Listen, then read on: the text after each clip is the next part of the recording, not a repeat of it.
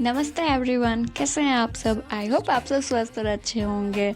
तो हम house makers के पास ना बहुत सारे काम होते हैं जिसे टाइम पे ना करो तो हमें स्ट्रेस होने लगता है। तो मैंने कुछ दिनों से ना 10 मिनट क्लीनिंग रूटीन फॉलो किया है जिससे मुझे बहुत ही मदद मिलती है। तो सोचा क्यों ना आपके साथ भी शेयर करूं। तो बिना देर किए आज का वीडियो करते हैं स्टार्ट।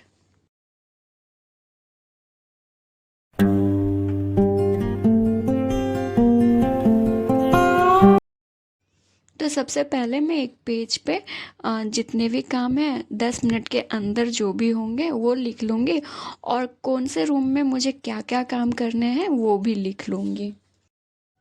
और अब मेरा टू डू लिस्ट तैयार है और अब मैं देख लूँगी कि हाँ मुझे किस रूम में क्या काम करने हैं, उसके बाद मैं अपना काम स्टार्ट करूँगी।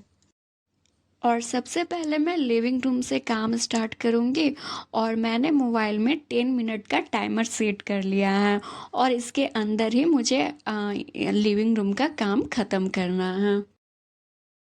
और आज मुझे सोफ़ा कवर लगाना था, तो लगाने से पहले मैं थोड़ा डस्टिंग कर लूँगी, उसके बाद कवर लगाऊँगी। पूरा डीप क्लीन नहीं करना है, बस थोड़ा सा जो धूल मिट्टी बैठ जाता है तो उस पे हम कपड़ा मार लेंगे। एग्ज़ाम में जब हम लोग पेपर देते हैं तो हमें टाइम मिलता है कि 2 घंटे या 3 घंटे के अंदर पेपर जमा करना है। तो हमारा दिमाग उसी तरीके से काम करता है और फटाफट हमें आंसर देना होता है। तो वैसे ही जब आप टाइमर लगा के आप अपना काम करते हैं तो इससे हमारा हाथ जल्दी चलता है और दिमाग में भी ये बात रहती है कि हाँ टाइम के अंदर हमें काम कंप्लीट करने हैं। I like to be educated, but I'm so frustrated. Hello to my loneliness. I guess that ignorance is bliss. Take me back to before I knew. Rewind, take it out of cue. Innocence can be a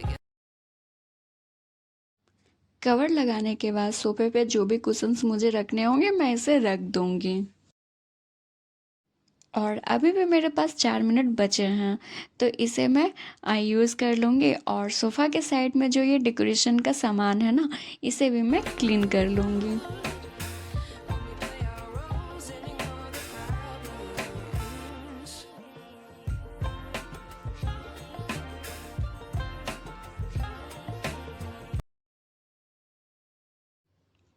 और इसे clean करने में मुझे 1.5 minute लगे हैं और अभी भी मेरे पास 3 मिनट हैं। और अब मैं फ्रिज के ऊपर क्लीन कर लूँगी। वैसे यहाँ पे ज़्यादा सामान तो है नहीं, बस थोड़े बहुत इधर उधर बिखरे पड़े हैं, इसे ही थोड़ा ठीक करना है और बस कपड़ा से क्लीन करना है। और ये सब काम ज़्यादा बड़ा नहीं है, बस छोटा छोटा है, लेकिन इन सब के लिए भी हमारे पास कभी कभी टाइम नहीं होता है, ये सोचकर हम लोग छोड़ देते हैं।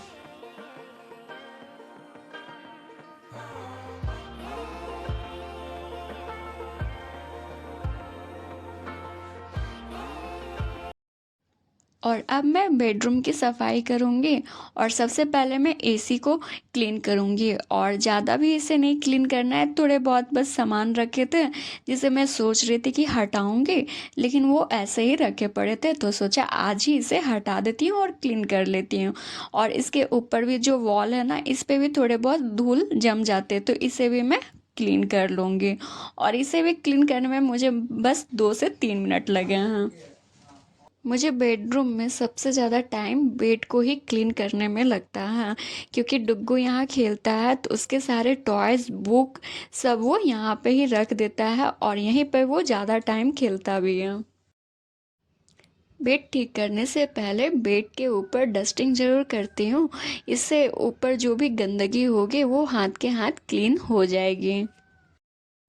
और बेड के ऊपर जो भी मैं डेकोरेटिव आइटम रखती हूँ उसे भी मैं क्लीन कर लेती हूँ और इन सब में कुछ ज़्यादा टाइम नहीं लगता, बस 1-2 मिनट ही लगते हैं। हर रोज़ अगर हम लोग अपने सारे रूम को 10-10 मिनट ही देते हैं ना तो हमारा घर क्लीन रहता है और ज़्यादा डस्ट भी नहीं रहता है। और जब हम लोग डीप क्लीन करते हैं तो ज़्यादा टाइम भी नहीं लगता है हमें डीप क्लीन करने में।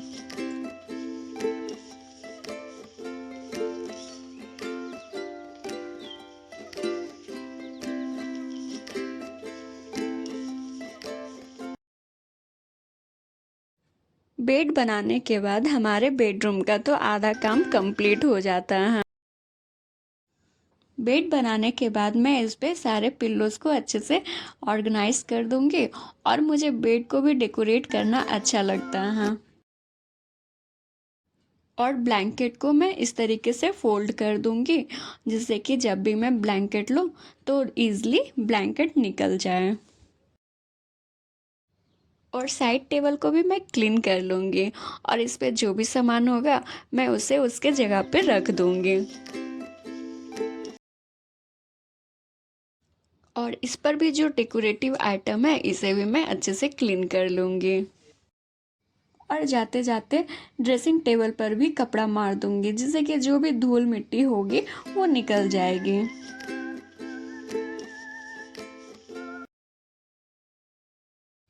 और बच्चों वाले घर में तो मिरर गंदा होता ही है, तो इसे भी क्लीन करना ज़रूरी होता है, तो मैं इसे भी क्लीन कर लूँगी। और 10 मिनट में देख सकते हैं कि मेरा बेडरूम कितने अच्छे से क्लीन हो गया है।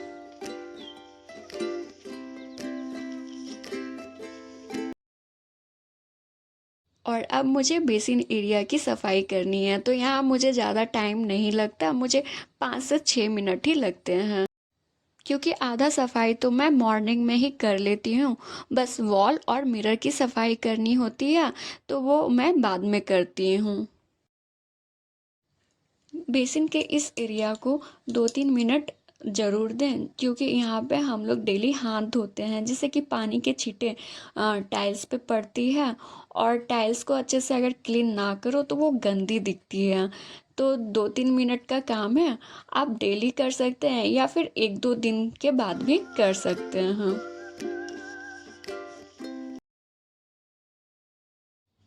और अब मुझे सेकंड और लास्ट रूम की सफाई करनी है। तो कुछ दिनों से मेरी तबीयत ठीक नहीं थी जिससे कि मैं काम ज़्यादा नहीं कर पा रही थी, तो देख सकते हैं कि मेरे डेस्क टेबल पे कितना सारा सामान रखा हुआ है, तो बस इसे ही उसके जगह पे रख देना है। और साथ ही साथ मुझे ये सारे मोर के पंख को भी अच्छे से रखना है क्योंकि ये भी बिखरा पड़ा था और इधर उधर गिर रहा था। मुझे जो भी क्लीनिंग या डीप क्लीनिंग का काम करना होता है ना, वो मैं दोपहर में करती हूँ क्योंकि ये टाइम फ्री टाइम होता है मेरा और इस टाइम डुग्गू भी सो जाता है, तो मैं अपना काम अच्छे से निपटा लेती हूँ। और इस रूम में मुझे ज़्यादा टाइम बिल्कुल भी नहीं लगता है, बहुत ही कम टाइम में मेरा सारा काम निपट जाता है। टेबल पे जो भी सामान रखा था उसे हटा के क्लीन करने के बाद रेक के ऊपर भी बुक जो भी थे मैं उसे हटाकर क्लीन कर लूँगी। हर दिन मैं ऐसे ही 10 मिनट के छोटे छोटे क्लीनिंग गोल सेट करती हूँ और इसे कंप्लीट करने की कोशिश करती हूँ, और अगर नहीं भी हो पाता है तो मैं उसे दूसरे दिन करने की ज़रूर कोशिश करती हूँ।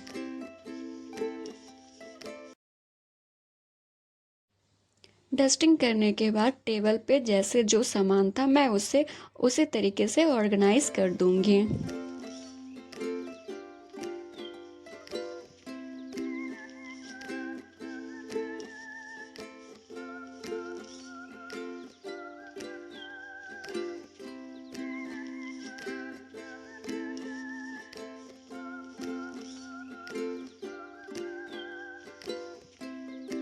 और सेकंड रूम क्लीन करने के बाद जो भी टाइम मेरे पास बचा मैं उसे यहाँ पे यूज़ कर लूँगी और इस पर भी मैं कपड़ा मार दूँगी।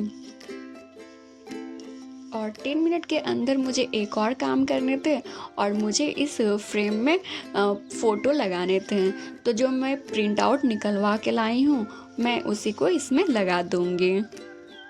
इस तरीके से आप 10 मिनट क्लीनिंग रूल फॉलो करके घर के बहुत ऐसे काम निपटा सकते हैं जिसे हम अनदेखा या फिर बाद में सोचते हैं करेंगे करेंगे लेकिन हो नहीं पाता, तो वो आप इस तरीके से कर सकते हैं।